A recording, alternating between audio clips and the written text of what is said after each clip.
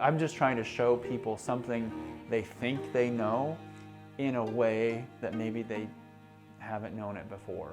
You know, I've said I'm trying to reshape the obvious, basically. My name is Erick Wolfmeyer, and I make quilts. Well, I started doing it in 1998.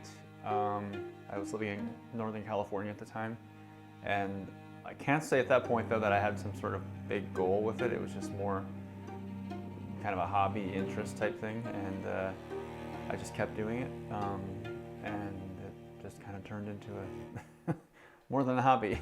People find out that I'm a quilter. One of the most common responses I get is, "Oh, my grandma made quilts," and you know, okay, yeah, she probably. I mean, I'm sure she did. So, you know, especially in the Midwest, it's something that's very approachable, very familiar for most people. What I'm trying to do is take something very familiar and do something a little bit different with it, and put it in a different context. And some of my pieces are 24 feet long, and that's about wanting to create a big experience for the viewer, to be kind of immersed in something that we are used to thinking of as something we could just pick up and fold and put in a closet or whatever, or put on our bed, or put in the washing machine or whatever. But to sort of subvert the viewer's idea of what a quilt really is. It was funny because I made it just like because I thought, well, I wonder if I can do this. You know, I mean, like most of my work, it's just sort of it's a what if question that I'm trying to answer. And the picture wasn't anything special. It was just like a selfie I took before selfies were a thing. The funny thing about the thing for me with that piece is I remember making it, and it took about 1.5 years. When I was finished with it, I thought, man, what have I done? Like, I just spent all this time making this picture of me. Like, who is gonna want this? Like, I just felt like, what a waste of time. Like, why did I do this? But as it turns out, you know, it was in a show shortly after it was finished. And at the end of the show, the museum wanted to buy it.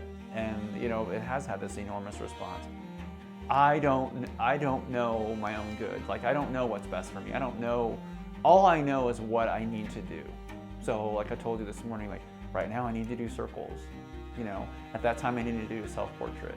It's really about learning to listen to that voice inside and not judging the end result and saying, well, this is good or bad, or this is going to be popular, or it's not going to be popular. It really doesn't matter. It's taught me persistence and patience. I hope, taught me how to be more flexible and forgiving.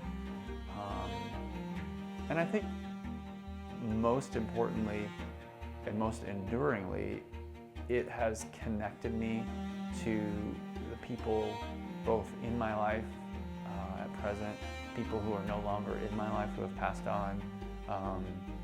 So I think ultimately it's a way to be sort of, I guess, self-actualized, to use, you know, therapy terms.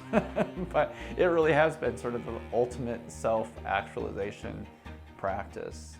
So I'm very thankful for it. It keeps me sane, keeps me busy, and it's just been just a tremendous gift.